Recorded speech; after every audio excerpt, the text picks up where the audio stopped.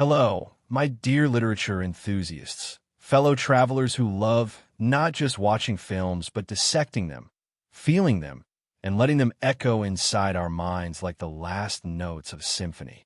I'm so glad you're here.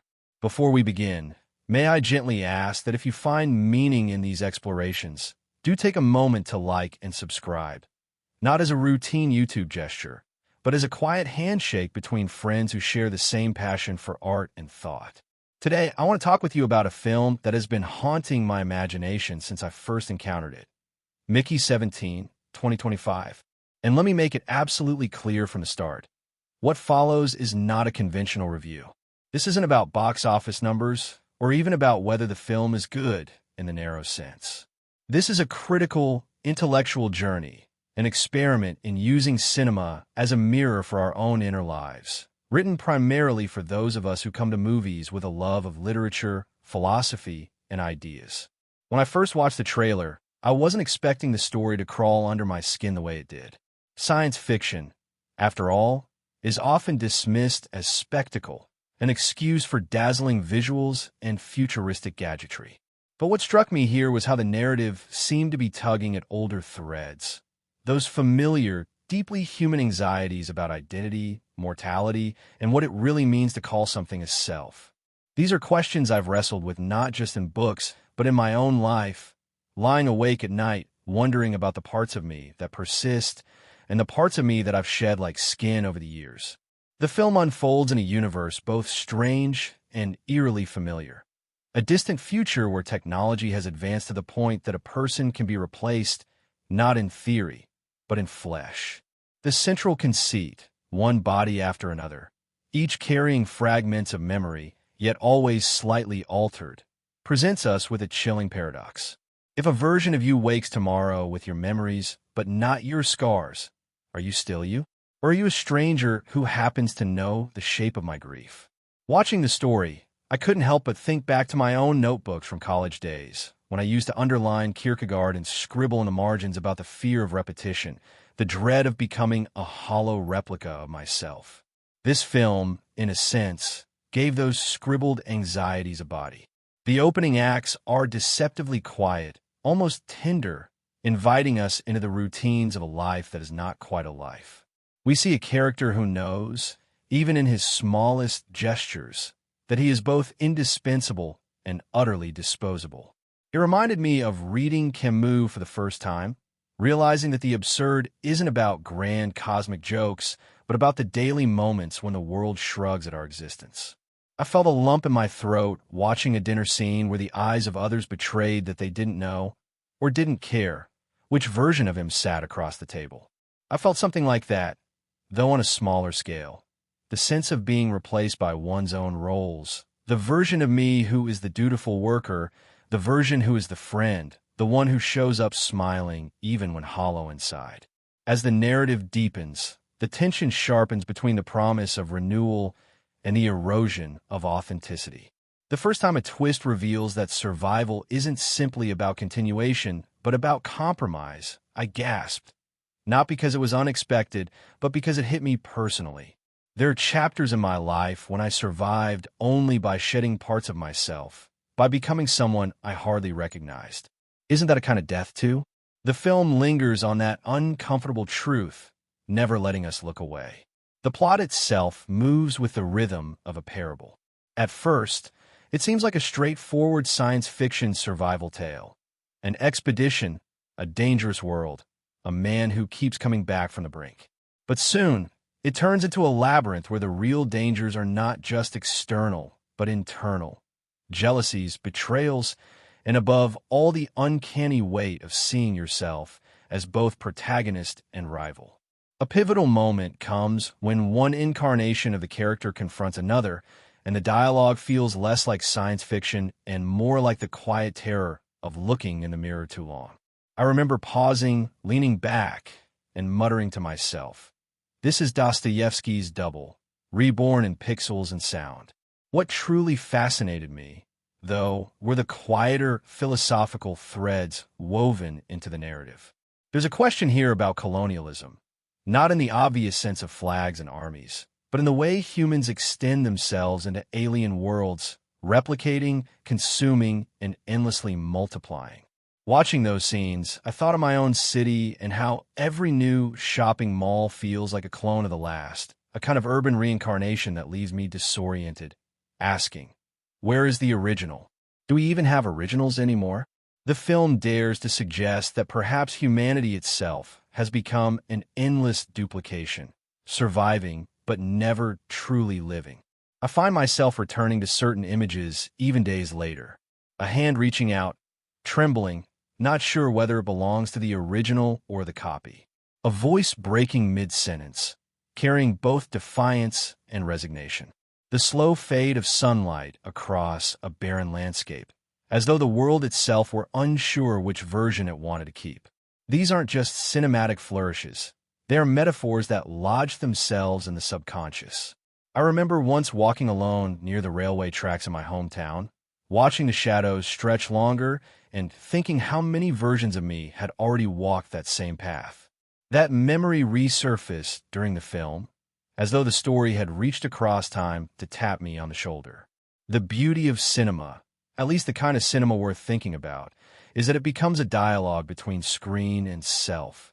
While watching, I caught myself questioning not the characters but my own choices. If I had the chance to be renewed after every failure, would I embrace it? Or would I cling stubbornly to my flaws, my scars, my weariness, because at least they make me me? The story doesn't hand us neat answers. It hands us mirrors. And maybe that's why it feels less like entertainment and more like education.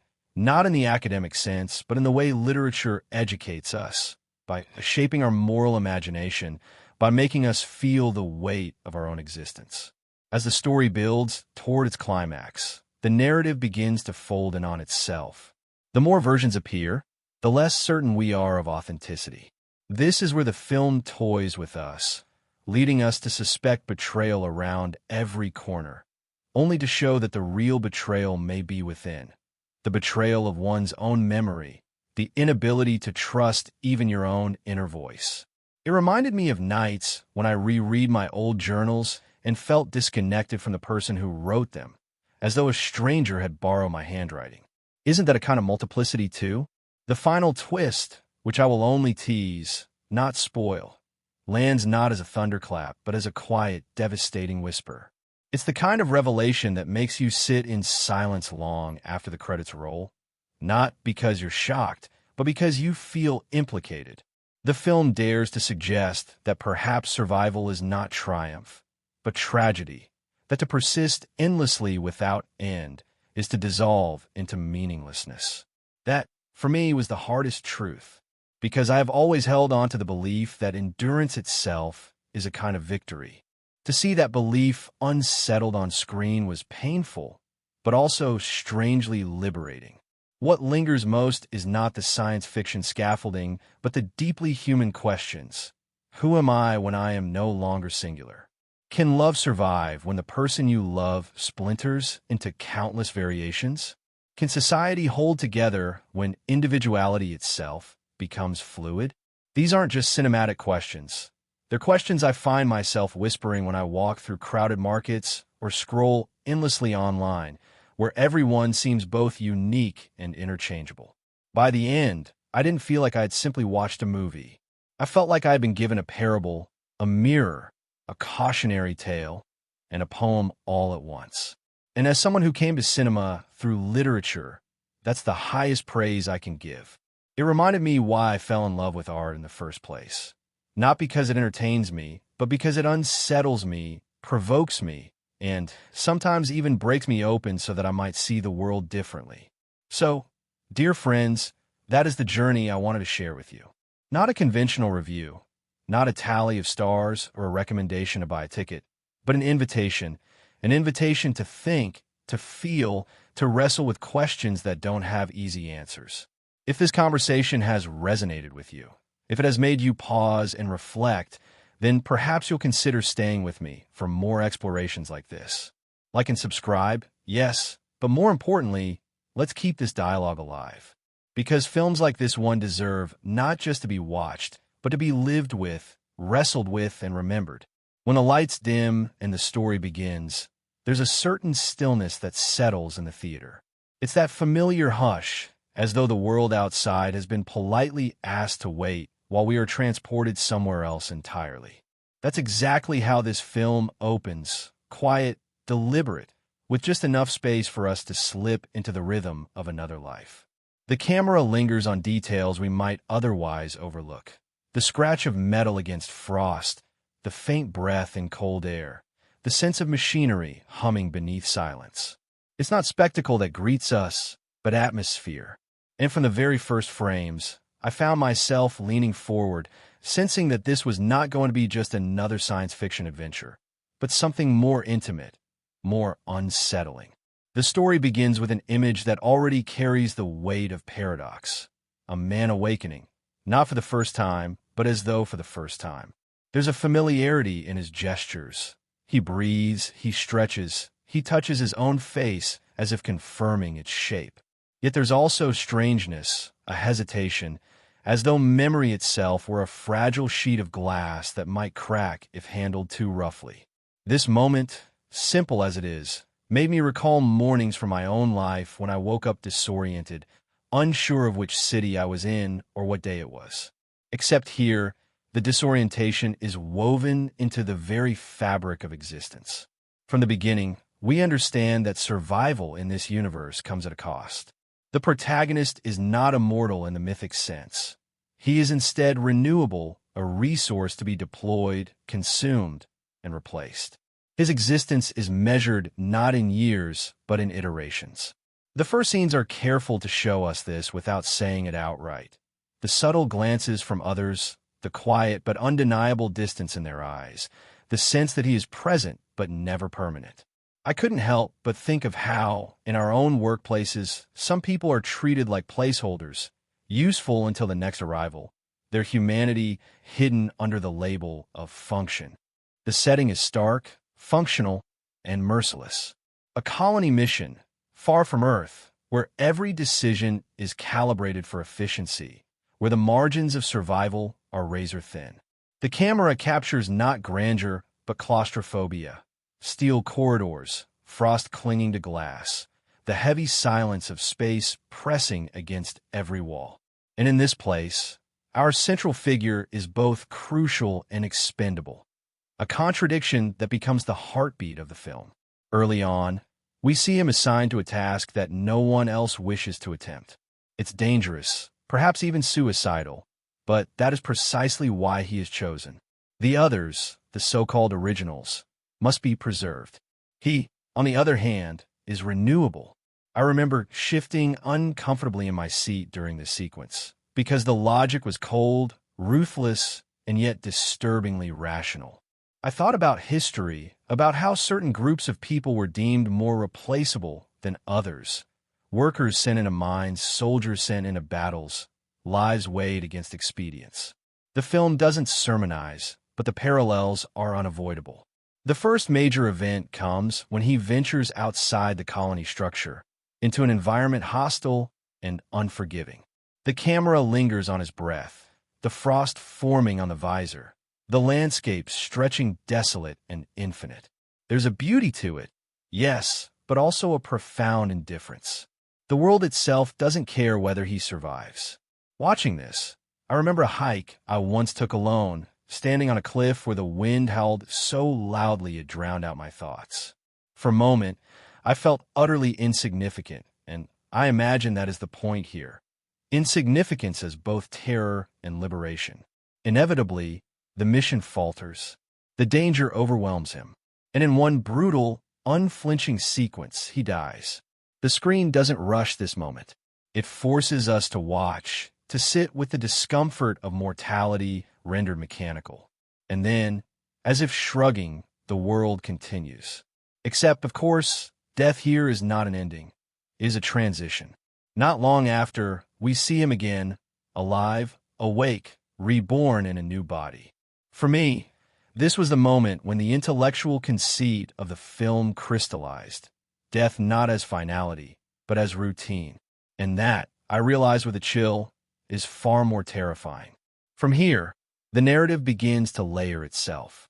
We see how others respond. not with shock, not with grief, but with a kind of weary acknowledgement. To them, this is normal. To him, it is disorienting but inevitable. He remembers dying, remembers the fear, the pain, the suffocation. But those memories are now tangled with the knowledge that he is here again.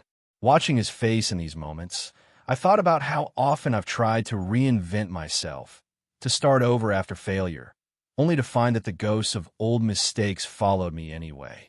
Renewal, the film seems to suggest, is never clean. Key developments unfold in the dynamics between him and the others. There is the leader of the colony, pragmatic and distant, who treats him less like a man than a tool. Their interactions are tense, clipped, and cold, reminding me of conversations I've had with authority figures who saw me not as a person, but as a resource. There's also a more personal relationship, with someone who, at least on the surface, seems to care. But even here, the cracks show. Affection is complicated when the person you embrace may not be the same one you held yesterday. These scenes struck me deeply, because they reminded me of relationships in my own life where constancy was undermined by change, where I wondered if the person before me was truly the same as the one I loved before. A significant turning point arrives when the newest iteration of our protagonist begins to notice subtle differences within himself. Memories that feel blurred, emotions that feel muted, instincts that are no longer sharp. It's not that he is less, but that he is not identical. Watching this, I thought of aging, how even within one lifetime, we lose fragments of ourselves. Names we forget, passions that fade, corners of memory that erode. The film magnifies this, turning ordinary human frailty into existential horror. The tension escalates when he discovers evidence that perhaps not every version of him has been erased cleanly. A journal here, a recording there, whispers left behind by earlier selves. These remnants are haunting because they suggest continuity even in disposability. For me, this raised a deeply personal question. If I found the writings of my younger self, say, the teenager who scribbled furious poetry in the margins of math homework, would I recognize him as me, or as someone else entirely? The film doesn't answer, but it forces us to ask. Conflict sharpens as he begins to question not just his own identity, but the ethics of those around him. If he is endlessly renewable, what prevents the others from exploiting that fact beyond all reason?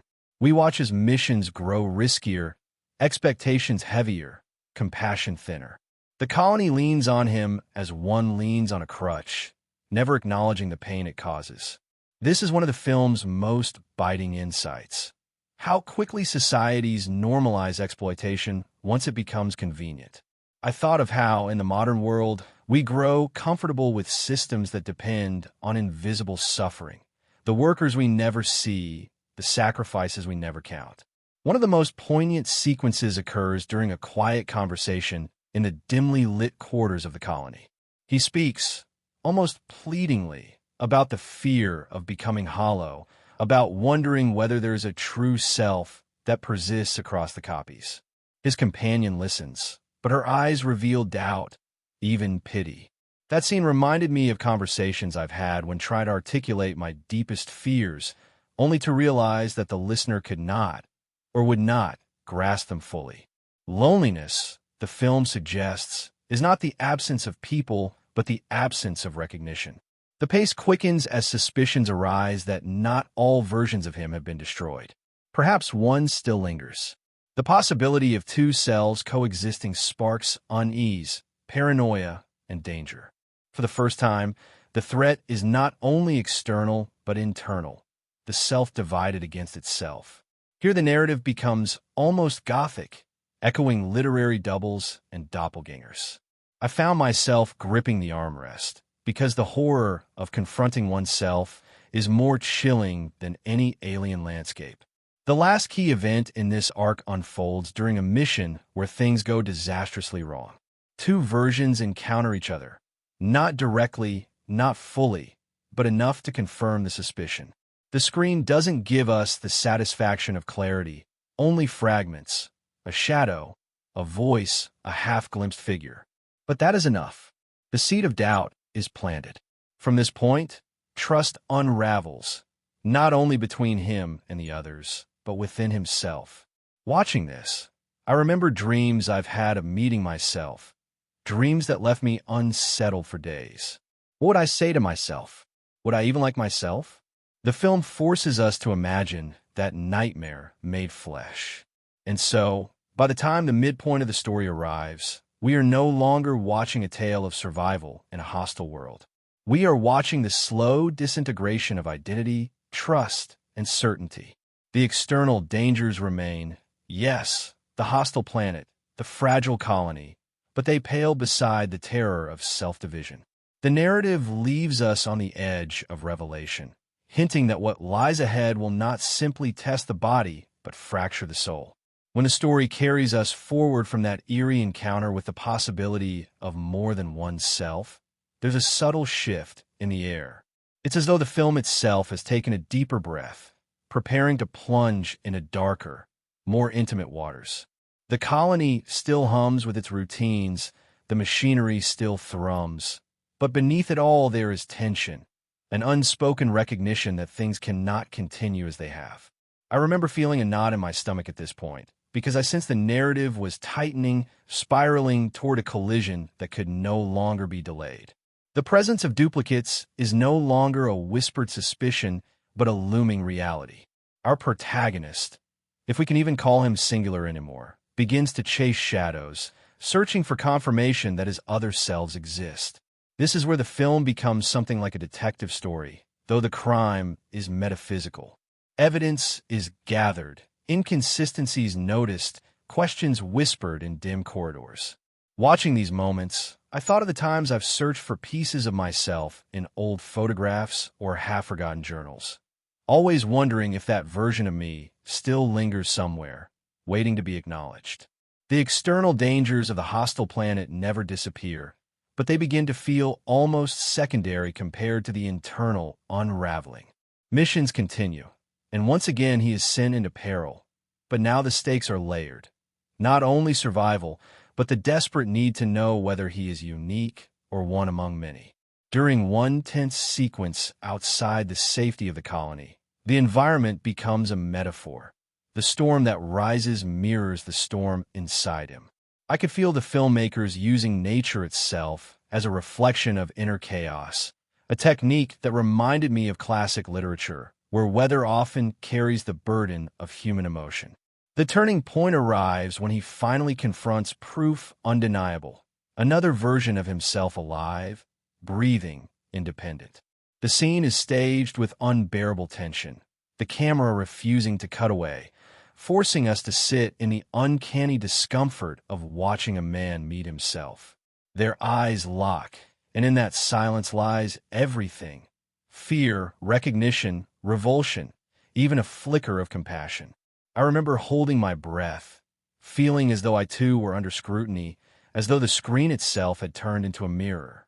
From this point, the narrative fractures because the very idea of identity fractures. Which of them is real? Which carries the rightful claim to memory, to affection, to purpose? Their coexistence destabilizes not only their own sense of self, but the fragile equilibrium of the colony. Others grow suspicious, fearful, even hostile. The colony leader, ever pragmatic, sees only danger in duplication. To him, two is not better than one. It is a threat to order, to control. This reminded me of how institutions in our world often fear multiplicity, preferring clean categories, singular identities, even when reality is far messier. The relationship threads woven earlier now unravel dramatically. The companion who once showed tenderness is thrown into turmoil, caught between two beings who are both, in essence, the same man. The emotional weight here is crushing. How does love survive when identity itself splits in two? I found myself thinking of relationships in my own life that were tested not by betrayal, but by change, when the person I loved became, in some fundamental way, different. Watching her struggle to reconcile affection with confusion, I felt a pang of recognition, of shared helplessness.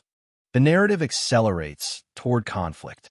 One version of him, perhaps wearier, more resigned, considers stepping aside, accepting erasure for the sake of harmony. The other resists, clinging fiercely to the right to exist.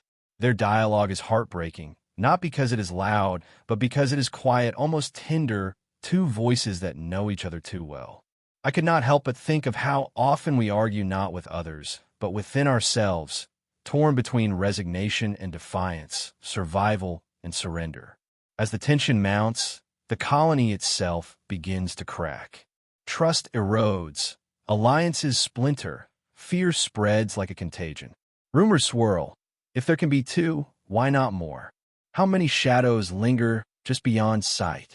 Paranoia infects even the most rational minds.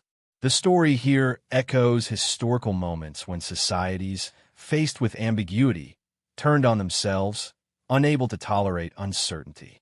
Watching it, I thought of how fragile our collective structures really are, how easily the unfamiliar can unravel the bonds that hold us together. Then comes the climax, staged with brutal inevitability. A mission of dire importance looms, one that could mean survival for the colony or doom for all. Both versions insist on taking part, each unwilling to yield. What follows is less an action sequence than a metaphysical duel, each step carrying the weight of existential stakes. In the chaos of danger, machines failing, storms raging, the two selves are forced to act not as rivals, but as reluctant partners. For a fleeting moment, the paradox resolves, unity through necessity. Watching them work together, I felt a surge of hope, a reminder that even the most fractured selves can, under pressure, align. But hope is fragile, and the resolution is not so simple. In the aftermath of the mission, when survival is secured, the question of identity reasserts itself. There cannot be two, the colony insists. Order demands singularity. And so, a choice must be made, or perhaps forced. The film doesn't grant us the comfort of certainty here. One remains, the other vanishes. But the genius of the storytelling is that it never reveals which. The surviving self carries the memories, the gestures, the voice, but is it the one we began with, or the other? The ambiguity is deliberate, devastating. Sitting there in the theater, I felt a chill unlike any I've felt in years. Because in truth, does it matter? Or is the very question a trap? One that reveals more about us than about the character? The resolution is quiet, understated, but profoundly unsettling. Life in a colony continues. The machinery hums, routines resume, missions are planned. On the surface, equilibrium is restored. But beneath that surface lies a permanent fracture. The surviving self, whichever one it may be, carries the ghost of the other within. Every gesture, every word, every glance is haunted by the possibility that it is not truly him, or that he is not truly alone. This is where the story transcends science fiction and becomes pure existential parable. The final scenes linger on small, human moments rather than spectacle. A hand resting on a table, uncertain of its own solidity. A face reflected in a mirror, staring too long, as though waiting for the reflection to blink independently. A whispered confession to a companion, half plea, half warning, I don't know if I'm me. That line stayed with me long after the credits rolled, echoing in the corridors of my mind. The resolution doesn't comfort, it unsettles.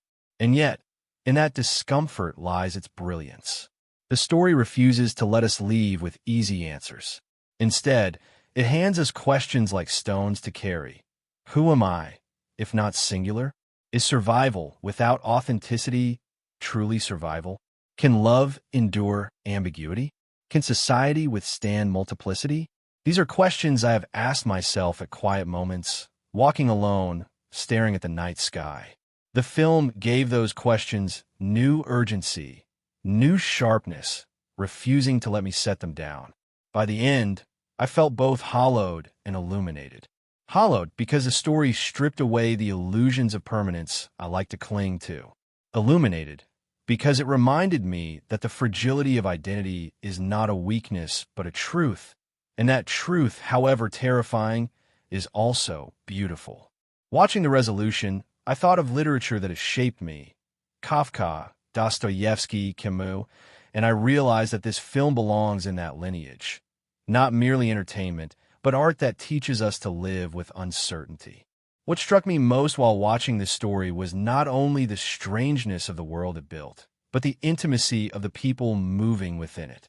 Every character, no matter how briefly seen, seemed to carry an echo of something familiar. The kind of familiarity that lingers in the people we've known, loved, or feared. The film may wrap itself in science fiction, but it's the characters who make it pulse with life, who turn the abstract into something that stings and breathes. At the center, of course, is the man who lives many lives. Calling him a single person feels almost dishonest, because he is a paradox made flesh, endlessly renewed, yet never the same. What I found haunting was not the spectacle of his many deaths, but the quiet moments when he wondered aloud whether he was still himself. Watching him, I thought of how often I've stared in the mirror and asked, not literally, but emotionally, am I still the same person I was before all this? Or has time already replaced me piece by piece? His identity is both fragile and indestructible, and that tension defines him. There's a vulnerability in his eyes, even when he tries to mask it with wit or defiance. Every time he returns, he bears the weight of his predecessors, the ones who died, the ones erased, the ones forgotten. Yet he also carries a spark of rebellion, the stubborn refusal to be reduced to a mere function. This duality, victim and rebel, disposable and indispensable, makes him profoundly human. I remember being reminded of Dostoevsky's Underground Man, railing against a world that insists on rationalizing him, refusing to be reduced to an equation. That, I think, is what gives this character his depth. He is at once crushed by his disposability and elevated by his refusal to surrender his humanity. Then there is the colony leader, pragmatic, detached, almost clinical in his decisions. At first glance, he seems cold, perhaps even cruel. But the more I watched, the more I realized he embodies a kind of tragic necessity. His role is not to be kind, but to ensure survival, and survival demands calculation. He is the voice of the utilitarian, weighing lives against outcomes. I've met people like this, not in colonies on distant worlds, but in boardrooms, in institutions, in places where the human cost of decisions is hidden behind numbers on a chart. Watching him, I felt both anger and understanding. He is not heartless. His heart has simply been trained to beat for the group rather than the individual. Yet even in his hardness, there are cracks. In rare moments, we glimpse the toll of leadership, the weariness in his posture, the shadow in his expression. He carries the burden of knowing that others hate him for doing what they cannot bear to do themselves. That complexity makes him more than a villain. He becomes a mirror for the parts of us willing to make compromises, to dirty our hands in the name of survival. The companion character, the one who offers tenderness in a world of machinery, adds another layer entirely. She is drawn with quiet subtlety, never reduced to a stereotype of comfort or betrayal. Her relationship with the protagonist is complicated by the fact that love here is never simple. How do you love a man who returns endlessly, who is both the same and not the same? Watching her hesitation, her fleeting moments of warmth, her moments of doubt, I felt my heart ache. It reminded me of relationships I've had where change created distance. Not because love disappeared, but because the person before me no longer aligned with the one I remembered. Her strength lies in her honesty. She does not pretend that nothing has changed. Instead, she wrestles with the uncertainty, torn between loyalty and disorientation. In her, the film asks one of its most profound questions. Can love survive when identity itself fractures? Her answer, embodied in her gestures and silences, is never simple, but it is always true. Surrounding them are the other colonists, less central, perhaps, but no less important. Each represents a facet of the human condition under pressure. There are those who look at the protagonist with disdain, unable to see him as more than a tool. Their coldness reminded me of how societies often normalize exploitation once it becomes convenient.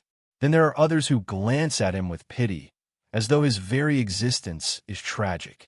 I thought of how often pity can be its own kind of cruelty, stripping dignity under the guise of compassion. And then, scattered among them, are those who remain indifferent, who simply accept his presence as fact. Not hostile, not warm, just numb. That indifference is perhaps the most chilling of all. When the duplicates emerge, the characters around him become reflections of our own responses to ambiguity. Some recoil in fear, because multiplicity threatens order. Some lean into paranoia, whispering that there may be more, that nothing is stable. Others, quietly and secretly, are fascinated, as though seeing two cells sparks a forbidden recognition of their own inner fractures. Watching these responses play out, I felt the film was holding up a mirror not only to the colony, but to us, the audience. How do we react when confronted with multiplicity? Do we reject it, fear it, exploit it, or try to embrace it? Even the other him, the duplicate who emerges, is not portrayed as a monster or a rival, but as a full character in his own right.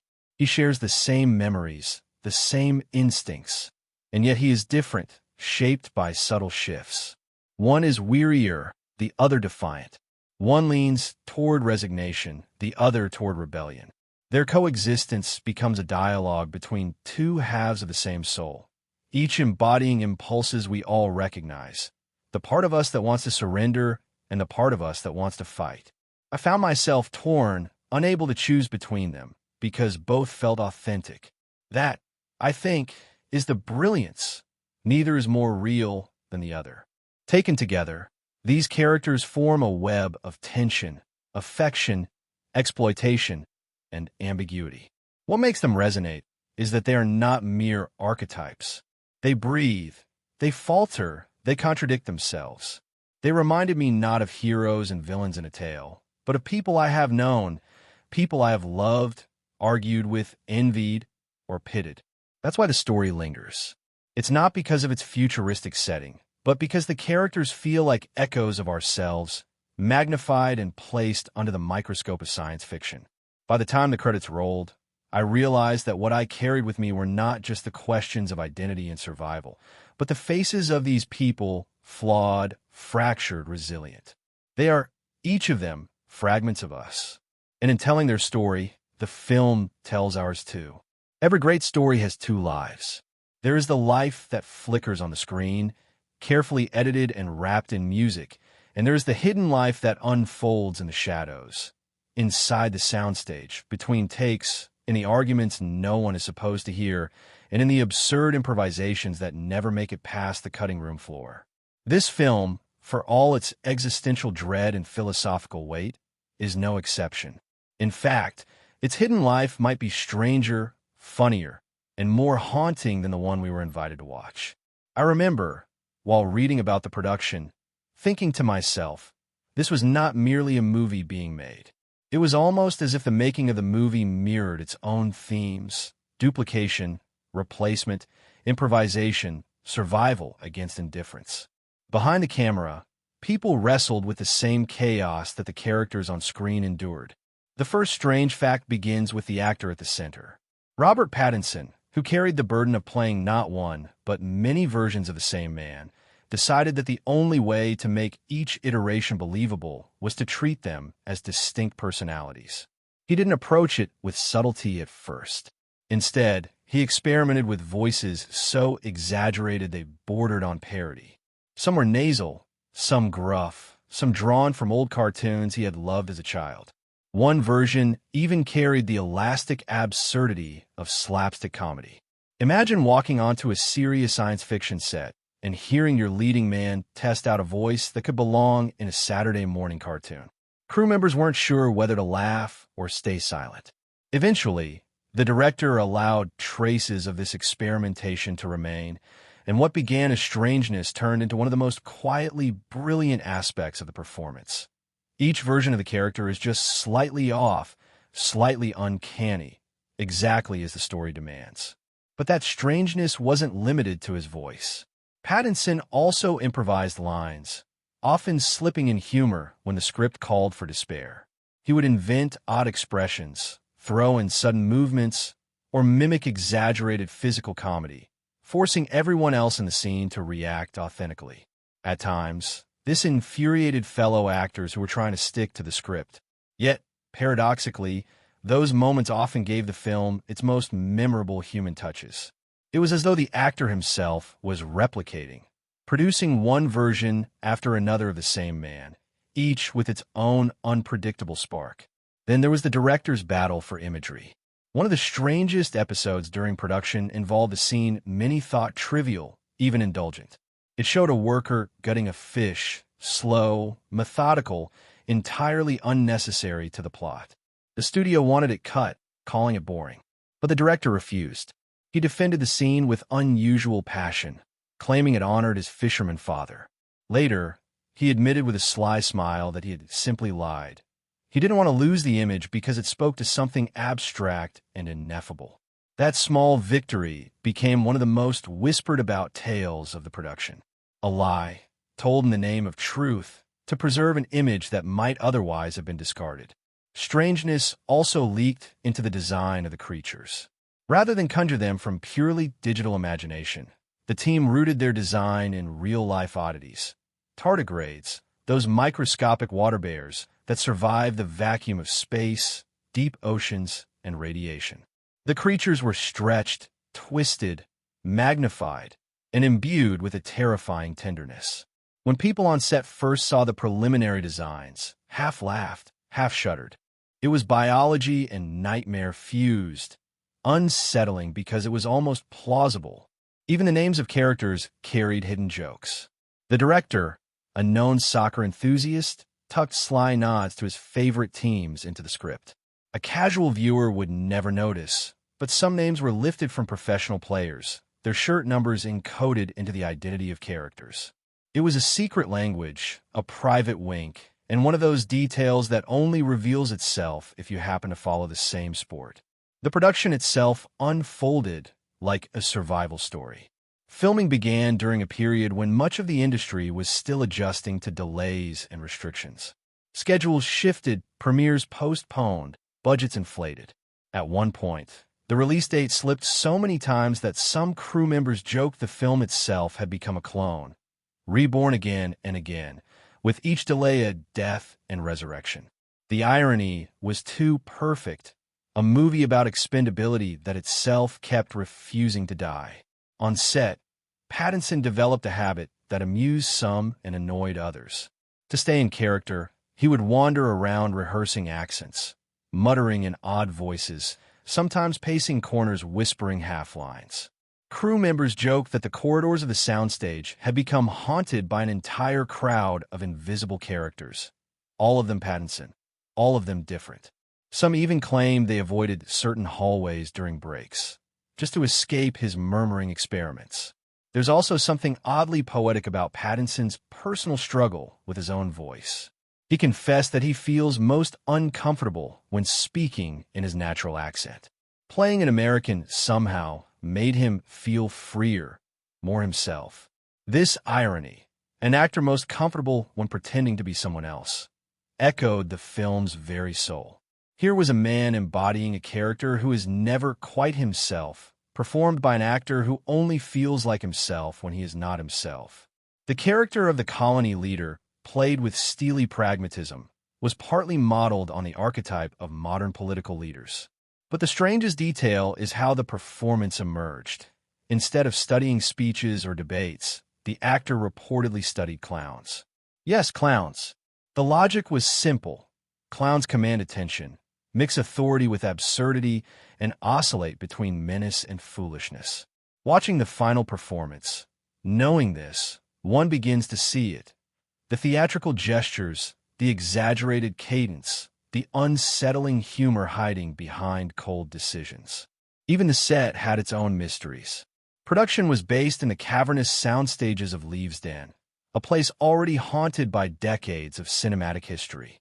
Crew members claimed to hear strange echoes late at night, lines whispered back as though the soundstage itself had become a recorder. One rumor spread that during the filming of an intense confrontation scene, the audio team picked up a voice that did not belong to any actor present. Whether it was interference, a stray radio signal, or something stranger, no one could agree. But the recording existed, and for a while, it circulated quietly among the crew before being hushed away. Costume design also carried its share of oddities.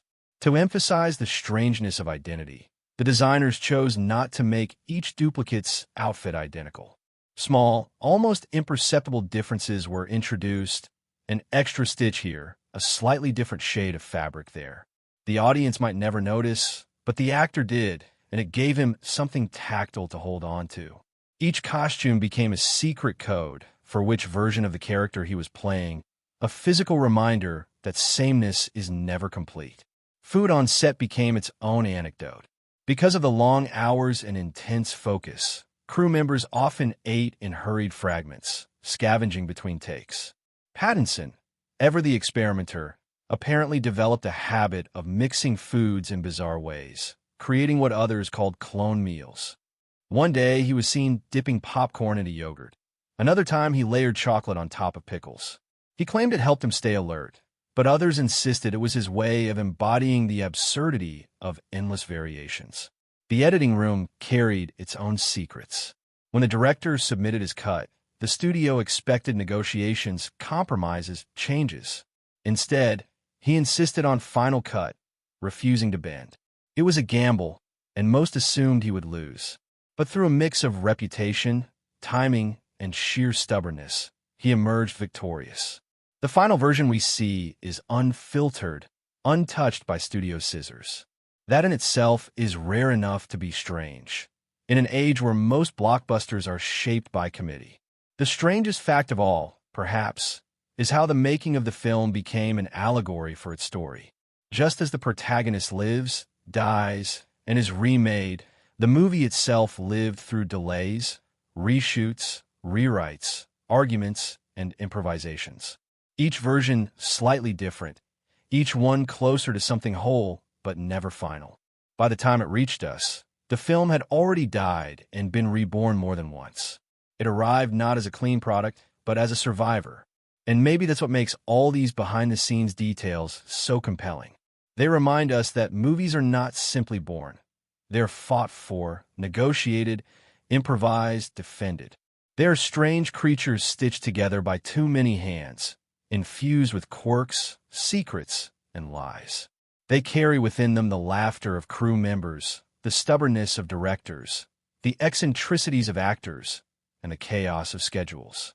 Looking back at all of it, the improvised voices, the defended fish scene, the tardigrade-inspired monsters, the secret soccer jokes, the muttered accents in empty hallways, the clown studies, the haunted soundstage, the coded costumes, the absurd meals, I realized that the strangeness is not decoration. It is the essence. The making of the film was itself a mirror of its theme, that identity is fragile, continuity is absurd, and survival is always, somehow, just a little weird. When I think about this film, I realize that its events do not simply unfold like a series of plot points.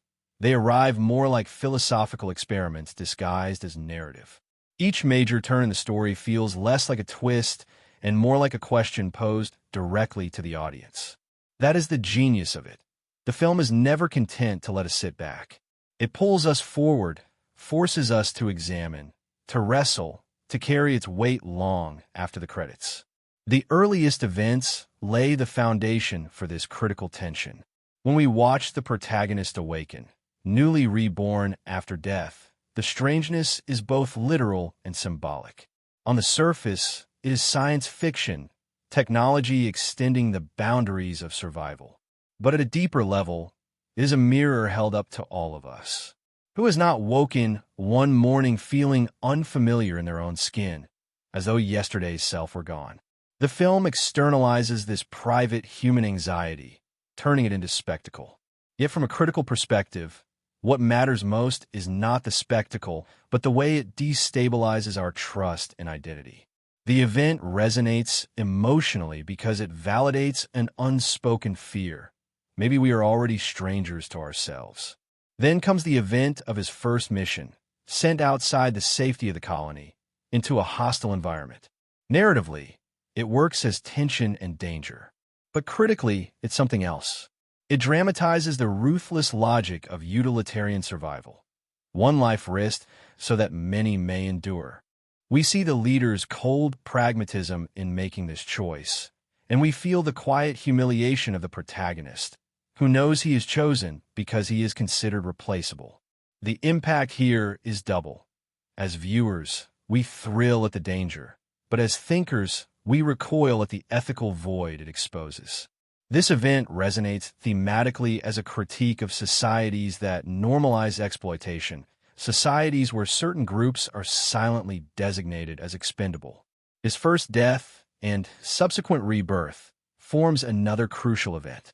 It is shocking not because of gore, but because of banality. Death, the ultimate finality, is reduced to a procedure. Critical analysis reveals the horror not in the loss of life, but in the loss of meaning. If death no longer ends, what does it signify? The audience is unsettled not by the sight of death, but by the erasure of its weight. Here, the event resonates as a meditation on mortality itself, reminding us that our lives are defined not merely by continuity, but by endings. A subtler event occurs in the interactions between him and his companions. One evening, he confides his fear of becoming hollow, of losing the thread that ties all versions of him together. This scene, though quiet, carries immense critical significance. It raises the question of whether continuity of memory is enough to preserve identity, or whether the essence of self lies in something intangible, something unrepeatable. Emotionally, this moment strikes because it mirrors our own late-night fears. Am I the same person I once was, or have I already been replaced by time's erosion? The discovery of evidence that other versions may still exist is another turning point. Narratively, it builds suspense. Critically, it detonates the concept of singularity. If more than one self survives, then individuality collapses into multiplicity. The event destabilizes not just the protagonist, but the society around him, exposing the fragility of order when certainty evaporates. Its thematic resonance is profound. It challenges the human obsession with uniqueness, suggesting that perhaps we fear nothing more than being one of many. The eventual confrontation between two versions of the protagonist is one of the film's most powerful events.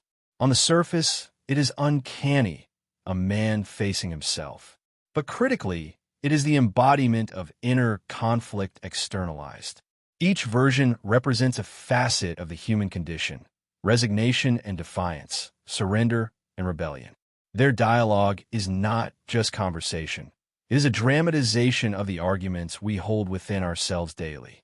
This event contributes to the film's impact by refusing to let us separate character from theme. We are forced to see ourselves not as unified beings, but as composites of competing impulses. The colony's reaction to this multiplicity is itself an event worth critical attention. Fear spreads, alliances crack, paranoia grows. Narratively, this creates tension, but from a critical lens it reveals how societies function when confronted with ambiguity. The colony demands singularity because order cannot abide multiplicity. This resonates as commentary on how institutions resist complexity, preferring categories even when reality defies them. The emotional impact is sharp because we recognize this impulse in our own world. The fear of what is not fit, the rejection of what cannot be neatly labeled. Then comes the pivotal mission where both versions must work together. On its face, this is action, storm, danger, machinery failing. But at its heart, it is a parable of fractured selves forced into cooperation. Critically, the event suggests that survival requires reconciliation between opposing impulses. It is not enough to erase one side of ourselves. Sometimes, we must find ways to let them coexist. The emotional resonance here is hopeful, but fragile. Hope born from necessity rather than harmony. The aftermath of this mission brings the most haunting event of all, the erasure of one's self, leaving the other to continue. Yet the film refuses to tell us which survives. This ambiguity is the ultimate critical gesture. It denies us closure, insists that the question of authenticity is unanswerable. Emotionally, it devastates because we, like the companion characters, are left to wonder. Who remains? Is it the one we began with, or the other? Does it matter? The impact lies not in resolution, but in refusal, forcing us to carry the uncertainty ourselves. From a critical perspective, this final ambiguity is not a flaw, but a triumph. It transforms the story into allegory, demanding interpretation rather than consumption. It elevates the film from entertainment to parable, ensuring that its resonance lingers. Thematically, it underscores the fragility of identity, the terror of replaceability, the impossibility of certainty. Emotionally, it leaves us haunted, staring at our own reflections, asking, "Am I still me?" What makes these events so powerful is not just their execution, but their layering. Each functions at multiple levels: narrative, thematic, emotional, philosophical. A mission is not just a mission. It is a meditation on exploitation. A confrontation is not just a confrontation. It is a dramatization of self-division. A rebirth is not just rebirth. It is the erasure of mortality's meaning. This layering is what gives the film its critical heft. The reception of the film, unsurprisingly, was polarized. Some viewers marveled at its boldness, its refusal to comfort. Others found it alienating, too abstract, too unsettling. But that very division proves its impact. A film that merely entertains unites in forgettable pleasure. A film that unsettles divides, provokes, lingers. The events within this story were crafted to do exactly that, to divide and provoke, to force a reckoning rather than grant release. From a personal perspective, I found the thematic resonance overwhelming. The events stirred memories of my own. The times I felt replaced by roles, the moments I looked at old photographs and felt estranged from my past self, the quiet terror of wondering whether love could survive change. The film's events mirrored these private experiences, not literally, but spiritually, making me feel seen in my own disquiet. That is perhaps the ultimate critical perspective. Art matters not because it resolves our questions, but because it echoes them, amplifies them, makes them unavoidable. The significant events of this film, rebirth, mission, death, multiplicity, confrontation, ambiguity, are more than narrative beats. They are questions given form. They are anxieties given flesh. They are philosophies disguised as science fiction. And that is why their impact is so enduring. The film does not leave us entertained. It leaves us altered. It does not soothe, it unsettles. Its events resonate because they transform cinema into literature, spectacle into allegory, narrative into meditation. In their strangeness, in their cruelty, in their refusal to answer, they reveal the fragility of identity and the persistence of hope. They remind us that being human is less about certainty than about surviving uncertainty, less about singularity than about embracing the fractures within us. Every movie has two stories. There's the story you watch, carefully sculpted to play across the screen, and then there's the secret story of how it was made. The moments of laughter between takes, the endless arguments in edit rooms, the accidents that somehow turn into brilliance. This film, grand and philosophical as it is, carries within it a second story every bit as fascinating as the one it tells in fiction. It began not with cameras or actors, but with a manuscript. At the time, the novel hadn't even been published. The director stumbled upon the draft and felt its resonance instantly. What fascinated him was not just the science fiction conceit of a man endlessly reborn, but the quiet satire hidden beneath. He saw potential for something both intimate and epic, a film that could laugh at human absurdity even as it wept at human fragility. This starting point shaped every decision that followed. Where others might have leaned towards spectacle, he envisioned something more tender, more ironic. From the earliest days of pre-production, the team knew they were embarking on something unusual. The budget was sizable enough to tempt spectacle, but the vision required restraint. Sets were designed not to overwhelm, but to compress, to trap characters in steel corridors and frostbitten halls that mirrored the claustrophobia of identity itself.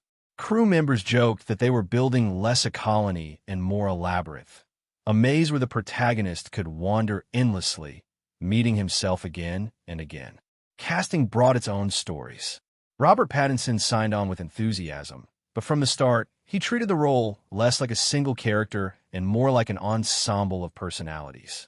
He tested voices in rehearsals, sometimes startling everyone with sudden shifts. One day he'd sound solemn, another day absurd, slipping into comedic tones borrowed from old cartoons. At first, the crew thought he was joking, but soon they realized he was searching for a way to distinguish the subtle fractures between each duplicate. What began as strange improvisation eventually became part of the performance's DNA. Behind the scenes, people joked that they didn't know which version of Pattinson would show up each morning. Mickey the solemn, Mickey the sarcastic, or Mickey the clown. Costume design added to this multiplicity. Instead of identical wardrobes for each version, the designers introduced tiny differences invisible to the casual viewer. A slightly different stitch, a shade of gray more muted, a pattern of wear that told its own story. For Pattinson, these changes became signals, tactile clues to anchor his performance. For the crew, it became a game, spotting which tiny difference meant which version of the character was on set that day. Filming itself was full of oddities. Pattinson, to stay immersed, often wandered the set muttering in accents, testing lines, and rehearsing movements in corners. Crew members affectionately called him the hallway ghost because you could hear his whispers echoing long before you saw him. Some found it unsettling, others endearing. But everyone agreed it lent an energy to the set, a reminder that they were making something about multiplicity and that their leading man had, in a sense, become multiple himself. Not all behind-the-scenes stories were lighthearted. There were production battles, too. The studio, nervous about pacing, pushed for certain sequences to be cut, scenes that seemed, at first glance, unnecessary. One infamous dispute centered on a quiet shot of a worker gutting a fish. The director insisted it stay, arguing that the slow rhythm of the moment mattered, that it captured something ineffable about survival and routine. When pressured, he invented a personal story, claiming it honored his father. The truth, as he later admitted privately, was simpler. He just liked the shot. That stubbornness preserved one of the strangest and most meditative images in the film. Creature design was another adventure. Instead of conjuring monsters from fantasy, the design team rooted them in real science, drawing inspiration from tardigrades, the tiny water bears that can survive radiation, freezing, even the vacuum of space. When magnified, twisted, and rendered with uncanny grace, these creatures became both terrifying and oddly sympathetic. The first time the team revealed the renderings to cast and crew, reactions were mixed. Some laughed, some shivered. The director loved that ambivalence. To him, the creatures were not villains, but reflections, embodiments of survival stripped to its rawest. The set itself carried whispers of strangeness. Filmed at Leavesden Den Studios, a space already steeped in cinematic history, the production crew sometimes swore the soundstage had moods. During late-night shoots, they reported hearing lines echoed back, faint but distinct, as if the walls themselves had memorized dialogue. Once, during a particularly intense scene, the audio team picked up a voice that didn't match any of the actors present. No explanation was ever found. Some dismissed it as interference, but others weren't so sure. Food, too, became part of the mythology. Long hours meant strange meals, and Pattinson was notorious for concocting bizarre combinations. Popcorn dipped in yogurt, chocolate paired with pickles, sandwiches layered with incompatible flavors. He insisted it kept him alert, and some crew members joined in out of curiosity, they'll most quickly regretted it. These odd meals became known as clone snacks, a running joke that lightened the mood during grueling days. Even the way the film was edited holds a story. Unlike most large productions, where studios demand heavy oversight, this director fought for final cut and won. It was a rare victory, and one that meant the version we saw was his unfiltered vision. Editors recall marathon sessions where he agonized not over spectacle, but over silences, insisting that pauses between words carried more weight than explosions ever could. Those choices are what gave the film its haunting rhythm. And then there were the Easter eggs, the secret winks tucked into the fabric of the film. Some character names were lifted from the director's favorite soccer players, encoded like private jokes. Certain props carried subtle inscriptions, visible only if you paused at the right moment, referencing past films in his career. Crew members delighted in planting these details, knowing most viewers would never see them, but that those who did would feel a rush of recognition. One of the most fascinating fun facts is how the movie's schedule mirrored its own theme of duplication. Originally slated for release earlier, it was delayed multiple times due to strikes, scheduling conflicts, and production hurdles. Each new date felt like a rebirth, as though the film itself were dying and resurrecting again and again. Some on the team began jokingly numbering the versions, not Mickey 17, but Release 17. When it finally premiered, there was a strange sense of relief, as if the film had survived its own cycle of expendability. The crew carried their own anecdotes, too. One designer spoke of how the claustrophobic colony corridors were deliberately built with slightly skewed angles, almost imperceptible to the eye, to create a subconscious unease. Another recalled how the lighting team experimented with faint flickers, just irregular enough to feel unsettling, without being noticeable as an effect. These details, invisible on first watch, are part of why the film feels so strange and uncanny. You're not just watching a story, you're being nudged into discomfort by the environment itself. There was laughter as well. During one take, Pattinson, improvising as he often did, delivered a line with such absurd humor that the entire crew broke down. The cameras kept rolling, and though the scene had to be res-hot, fragments of that laughter stayed alive in the energy of the film. It's one of those small truths of filmmaking. Sometimes the humanity behind the camera bleeds into the humanity on screen, even if you can't pinpoint how. Looking back, what makes the production story so fascinating is how deeply it mirrors the themes of the movie itself. Just as the protagonist struggles with identity, the production wrestled with competing visions. Just as the character endures death and rebirth, the film endured delays and resurrections. Just as the story questions what makes us unique, the crew infused tiny differences into costumes, performances, and sets to remind us that sameness is never truly identical. When you gather all these insights and fun facts together, the improvised voices, the stubbornly defended fish scene, the tardigrade monsters, the haunted soundstage, the clown-inspired leadership, the clone snacks, the skewed corridors, the final cut battle, you begin to see that the film's creation was itself an act of reflection. The making of it was not a straight line, but a mosaic of accidents, arguments, jokes, and experiments. It was a living process alive with strangeness. And that, I think, is why the film resonates so strongly. Because we sense, even if we don't know the details, that what we are watching carries within it the imprint of all these behind-the-scenes stories. We feel the improvisation in the performances, the stubbornness in the imagery, the subtle unease in the sets. The film lives not just as fiction, but as artifact, a mirror of the messy, human, often absurd process that brought it into being. Every story needs a stage. Some films use that stage merely as a backdrop, a canvas against which actors move and speak. But in this case, the setting is not a neutral canvas at all. It is a living presence, as integral to the story as any character, breathing its own moods into the narrative and shaping every moment of tension. To talk about the film without talking about its setting would be like talking about a play without acknowledging the theater it inhabits. From a first frame, The environment asserts itself. Steel corridors echo with footsteps, their walls cold, unyielding, oppressive.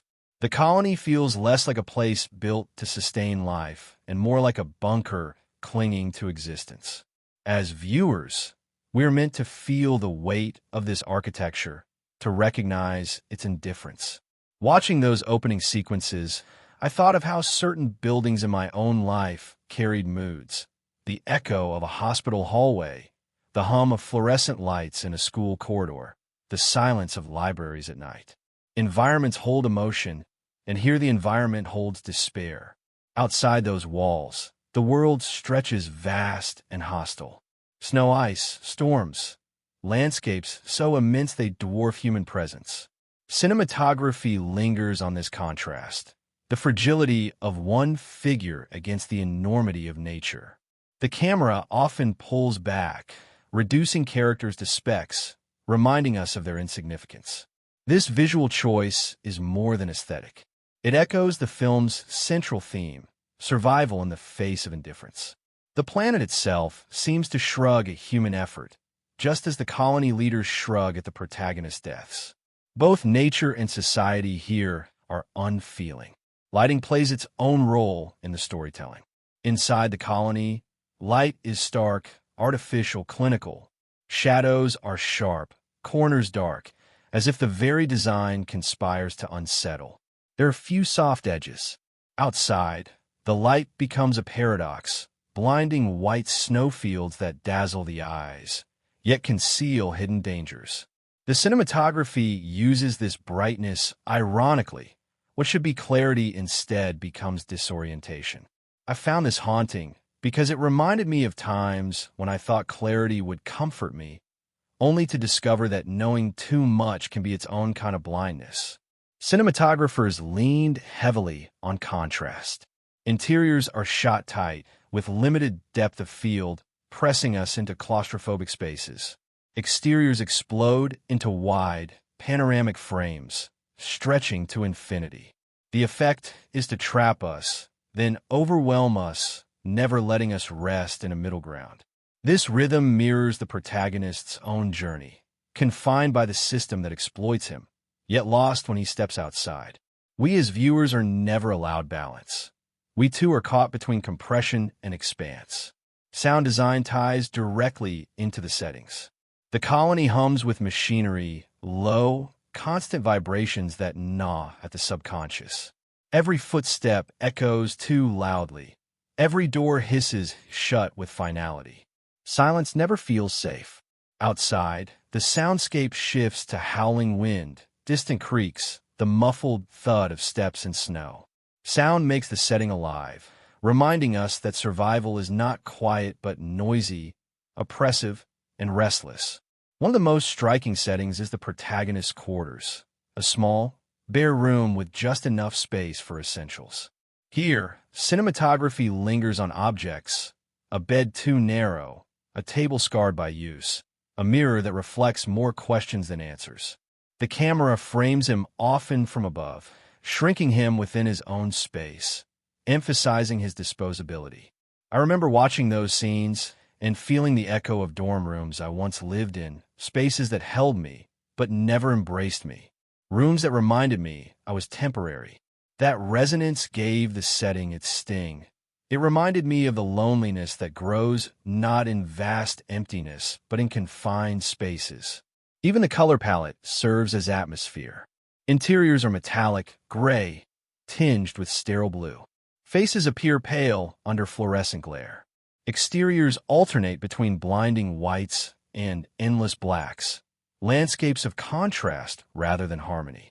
Occasionally, a warm tone slips in, the flicker of a lamp, the glow of skin, a sudden flash of orange against monotone gray. These rare colors stand out like hope itself, fleeting and fragile. The cinematography's greatest strength is its patience. The camera does not rush, it lingers. Long takes hold us in unease, forcing us to sit in the discomfort of silence, in the anxiety of anticipation. There are moments when nothing happens, a corridor, a gaze, a door half open, and yet everything happens because the mood is so thick you can almost taste it. That patience is what makes the film feel less like entertainment and more like meditation. Symbolism is embedded in setting choices. Doors slammed shut with mechanical certainty, echoing the closing of choices. Mirrors appear again and again, literal and metaphorical, reflecting not only faces but the terror of multiplicity. Windows reveal landscapes that are vast but unreachable, reminding us of the thin barrier between survival and oblivion. Every element of the environment whispers metaphor, turning setting into subtext. One critical event, the confrontation between two versions of the protagonist, is staged in a narrow space where the walls seem to press inward. The camera angles are jagged, mirrors distort, shadows double their bodies. The setting here is not neutral. It is complicit, amplifying the terror of multiplicity. Another event, a mission into the storm, uses the opposite approach. The setting is vast, endless, blinding, turning duplication into disappearance. If indoors we fear being doubled, outdoors we fear being erased. The colony itself functions almost as antagonist. Its design reflects utilitarianism pushed to cruelty. No ornament, no comfort, only efficiency. From a critical perspective, this setting critiques the cold logic of institutions that value function over humanity.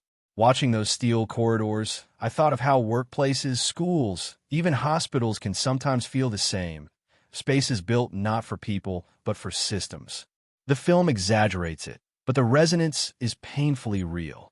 Visual motifs return again and again. Frost clings to windows, machinery hisses with exhaustion, corridors stretch endlessly. The camera loves repetition, framing shots so that one hallway looks like another, one door indistinguishable from the next.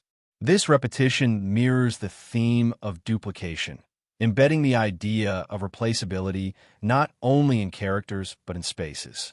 Even the setting is a clone, endlessly repeated. Cinematography also manipulates scale.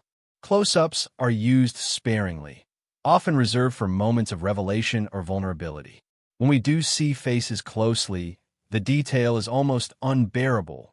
Pores, tears, tremors. Wide shots, by contrast, diminish characters, scattering them against backdrops that dwarf them.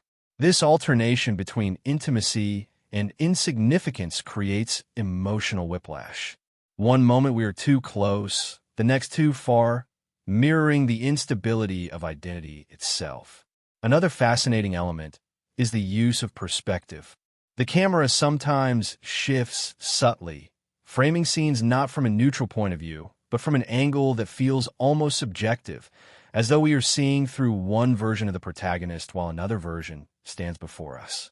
This destabilizes perspective, reminding us that point of view is never stable when identity itself is fractured. Even the weather is a character. The storm sequences are not simply natural phenomena, but psychological landscapes.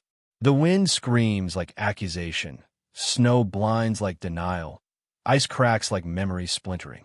Watching those scenes, I felt as though the planet itself was conspiring with the themes, echoing the fragility of existence. Nature here is not background, but mirror, reflecting the chaos within. The film's resolution uses setting with devastating subtlety. After the climax, after the ambiguity of which self survives, the surviving character sits in his quarters. The room is unchanged, same narrow bed, same scar table, same unyielding walls. But now, every detail is haunted. The setting has not shifted, but our perception has. What was once ordinary now throbs with uncertainty. This is the brilliance of the cinematic elements. They do not change, but they change us. Critics often speak of atmosphere, but atmosphere is not something added on top of story. It is the story.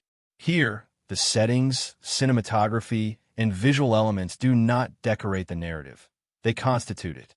Without those corridors, without those storms, without those silences, the story would collapse. The environment is not a container. It is the content. What lingers for me most is the emotional resonance of these elements. I remember the oppressive hum of machines, the stark corridors, the endless snow. I remember the way the camera forced me into unease, holding me too long in silence. These images carved themselves into me, not because of their spectacle, but because of their subtlety. They whisper questions rather than shouted answers. And in that whisper lies their power. The setting teaches us something the characters themselves cannot articulate. That identity is fragile, survival indifferent, and atmosphere itself a kind of truth. The film's greatest gift is not its plot, nor even its characters, but its spaces, spaces that feel at once alien and familiar, oppressive and reflective, hostile and intimate. Spaces that remind us that every environment shapes us, whether we notice or not. By the end, the colony, the storm, the corridors, the quarters, the mirrors, the silences, all remain. But they remain transformed, not because they changed, but because we did. That is the true power of cinematic elements. To alter perception itself, to make us see the ordinary as uncanny, the familiar as strange, the neutral as complicit. There's always a difference between the story that unfolds on screen and the one that lingers behind the camera. The audience sees the polished version, every frame intentional, every line rehearsed, every movement sculpted into meaning. But behind the scenes, life is messier, funnier, stranger. That's where the heartbeat of filmmaking truly lies. In the accidents, the tensions, the camaraderie, the challenges no one planned for, but everyone remembers. And with this film, those behind-the-scenes moments feel almost as fascinating as the narrative itself. From the very beginning of production, there was a sense that everyone was stepping into uncharted territory. The novel hadn't even been published when the director brought the idea forward, and much of the crew joined the project based only on his reputation and a half-whispered pitch, a story about survival, duplication, and identity. There was excitement, of course, but also a quiet anxiety. What exactly were they signing up for? That uncertainty bonded them. Before a single set was built, the crew joked that they too felt like duplicates of themselves, workers caught in repetition, carrying out tasks without yet knowing the whole picture. Robert Pattinson set the tone early on with his peculiar preparation. Known for throwing himself into roles, this time he leaned into unpredictability. He began experimenting with voices, some solemn, some absurd, some comically exaggerated. In one rehearsal, he delivered a line in a voice so cartoonish the sound team burst into laughter, convinced he was joking. But Pattinson explained dead serious that he was testing out the elasticity of identity, trying to embody how each duplicate might feel slightly off. From then on, no one knew what to expect. Castmates learned to roll with it, improvising reactions that sometimes ended up in the final cut. What felt like chaos on set became authenticity on screen. The crew had its own nickname for him, the Hallway Ghost. He was often found pacing between takes, whispering fragments of dialogue in strange accents, muttering under his breath, gesturing to unseen doubles. Walk through the studio late at night, and you'd hear his echoes before you saw him. Some avoided those corridors altogether, unnerved by the murmurs. Others found it endearing, evidence of how deeply he'd sunk into the role. Either way, his presence infected the atmosphere, reminding everyone daily that this was a story about multiplicity, and their lead actor had become multiple himself. But the set wasn't all solemn method acting. There was laughter too, often in the most unexpected places. During one take, Pattinson improvised a physical gag, tripping over a prop deliberately, then delivering his next line with perfect seriousness. The crew erupted in laughter, breaking the take. Though that scene had to be res hot, the energy it created lingered, loosening everyone's tension. Little accidents like that gave the film its humanity, even if they never appeared in the final cut. Behind-the-scenes stories also sprang from the director's stubborn streak. Studios are notorious for trimming films to fit a certain rhythm, but he was determined to preserve moments that felt essential, even when they seemed strange. The most famous example was the fish-gutting scene. Executives called it unnecessary, too slow, irrelevant. But the director fought fiercely, spinning a tale about how the shot honored his father. Only later did he confess that the story was invented. He just didn't want to lose the shot. On set, that moment became a rallying cry. Whenever someone wanted to protect a scene or idea, they'd joke, "It's for my father," and everyone would know what it meant. The design team, meanwhile, immersed themselves in creatures. Rather than invent monsters from scratch, they looked to nature, studying tardigrades, microscopic animals known for surviving extremes. Magnified and twisted, these became the basis for the film's alien forms. The first time the models were revealed, crew members reacted with uneasy laughter. Some said they looked like melted toys, others swore they were adorable. The director loved this ambiguity. To him, the creatures weren't villains but survivors, reflections of humanity's own persistence. On set, the team called them water bears from hell.